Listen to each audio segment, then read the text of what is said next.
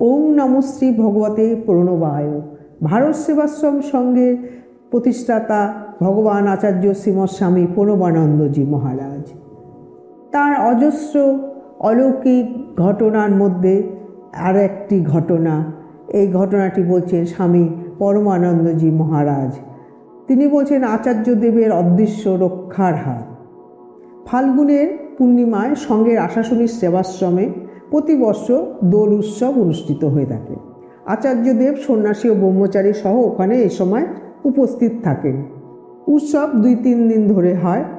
এই মহাসবে প্রধানত গ্রামবাসীদের জন্যই, ইহাতে সুন্দরবনে অসংখ্য নরনারী আচার্যদেবের দর্শন, উপদেশ ও আশীর্বাদ লাভের সুযোগ পায়।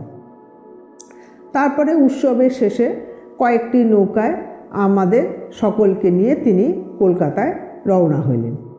নদীপথে দীর্ঘ আঁকাবাঁকা দুধারে কাটা বন, ওদিকে অনেক নদীতে কামট নামে এক অদ্ভুত জলজন্তু বাস করে। অসতর্কভাবে জলে নামলে কামট নাকি লোককে একেবারে খেয়ে ফেলে, চিহ্নও থাকে না। কারো কারো আবার হাত পাও কেটে ফেলে, টেরও পাওয়া যায় না। ছোট ছোট খালে যাতায়াতি নৌকার বড়ই ভিড়, দ্রুত চলাচলে বাধা। আচার্যদেবের সান্নিধ্যের সঙ্গে সন্ন্যাসী, ব্রহ্মচারী, সেবক, অনুরক্তগণ মহানন্দে চলছি।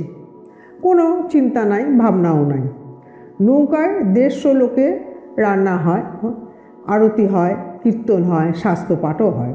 আহারান্তে আচার্যদেব নিজে বসে তত্ত্ব তালাশ করে করে মায়ের মতো সকলকে ভোজন করান। আমরা বাড়ি ঘর ছেড়ে, ভোগ সুখ ছেড়ে সর্বত্যাগী সন্ন্যাসী হয়েছি, কিন্তু তার অলৌকিক স্নেহ সান্নিধ্যে জীবনের সকল ক্ষুধা, জন্ম জন্মান্তরে আশাকাঙ্ক্ষা একে একে তিনি একেবারে নিঃশেষ করে তুলেছেন। আনন্দের আর সীমা নাই। ক্রমে নৌকাগুলি একটি বড় নদীতে উপস্থিত। নদীবক্ষে বড় বড় জলের পাক।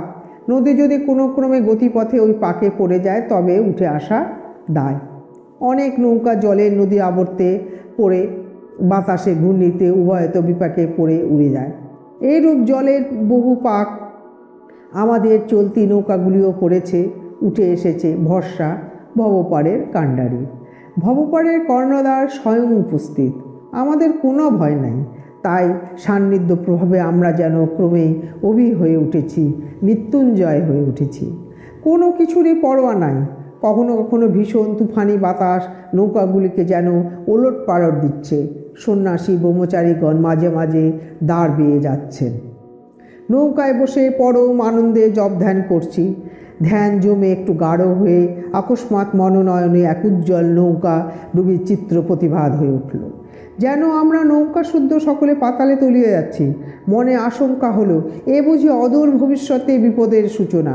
করুণাময় গুরুদেবের স্মরণ করলুম, প্রার্থনা নিবেদন করলুম, তুমি আমাদের আশ্রয়দাতা, বিপদ হয়তো রক্ষা করো। আমরা তোমার অভ্রান্ত পরিচালন যেন মৃত্যুকে হাসি মুখে ও আলিঙ্গন করিতে পারি।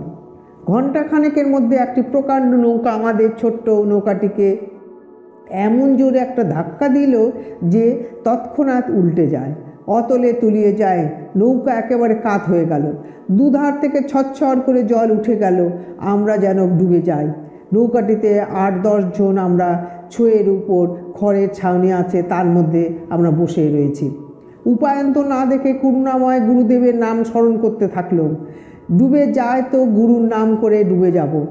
জলে পড়ে গেলে কামটের ভয়।